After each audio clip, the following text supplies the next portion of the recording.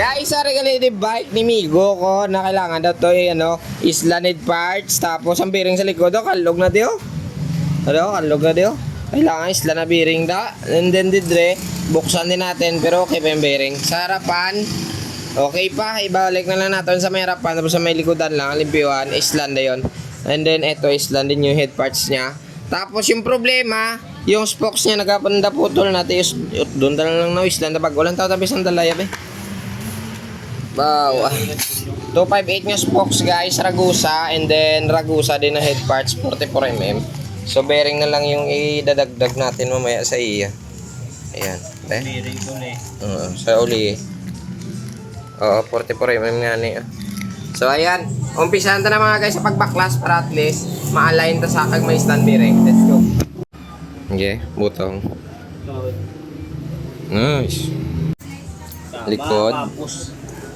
Yung cogs niya hindi na tayo maghuhugas siya kayong kadena. Sabi niya sa akin kasi nugasan niya to eh. Yung harap na lang. Yan. Tiga. Ha? Kumok pa. Nice one.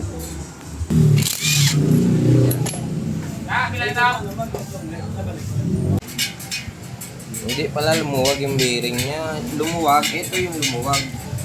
Ito. What? Ayan. Kaya pala kanina, pag inuuga ko, yung bearing niya, hindi maluwag. Kaya mali, ang areo. Yo. So ito, wala naman. Galakbong sa eh.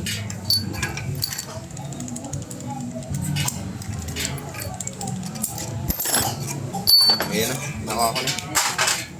So ganyan na siya kadumi guys oh. Ayan, tapos ito yung mga nakuha natin yung mga kasudlan niya.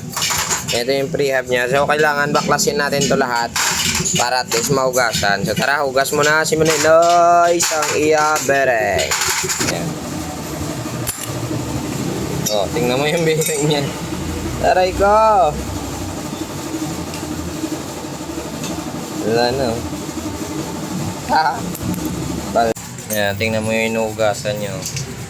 Kanina, ang linaw pa niyan eh. Balda to? Lolo pa ako, lolo.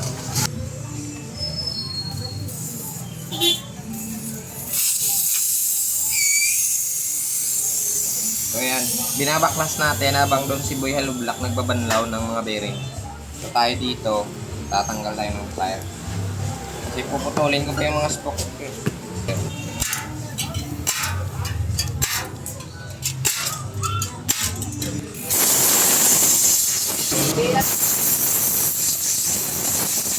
So ito na kani guys, tabuksan na natanan. So kailangan na lang natin ibalik and then ikabit na natin yun okay, para ma-align na siya oh.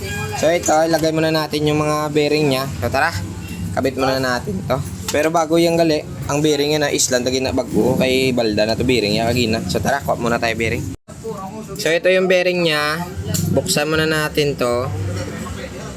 Ito yung bago natin. Tapos, ito pa yung isa. Yun. Lagyan natin ng pampadanlog to mga guys. Para mabalik na natin to. Yun. So, ara na. So, kailangan mga guys, ikabit na yung abotong bracket. So, ikaw na nabala to. Kaya ang tari mga guys, kailangan ikabit na natin. Dito. Kasala ako blaw. Kailangan ikabit dyan. Ito na. Ayun yung sound niya. Grabe, parang atomic yung sound niya, no? So, ito na. Finally, magkakabit na tayo ng spokes. 258 yan. So, ayan, kinakabit na ni Boy Halublak. Wow, manag. Tapos, sagid mga kami bilat ibay din. Uy, sana all. So, ito na mga guys. Last na tatrabuhin natin. Tanggalin mo na to. Okay. Head parts na lang guys, oh. Ang kailangan hunusin. Baldado na. Nadagdag pa. Di man. Babaw. Wait lang. Dalom pa guro. Dalom gidi. Huwag mabutangan pa.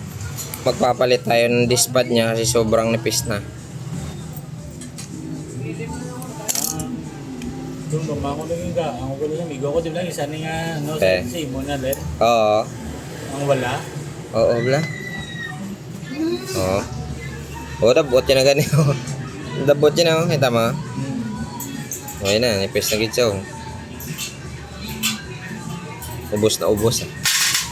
So, aray na guys, ang iyang nga bearing nga damage sa bike ni boss, no? Ayan, natapos na nato, no? No, naisla talaga ni brake pad, tubang likod.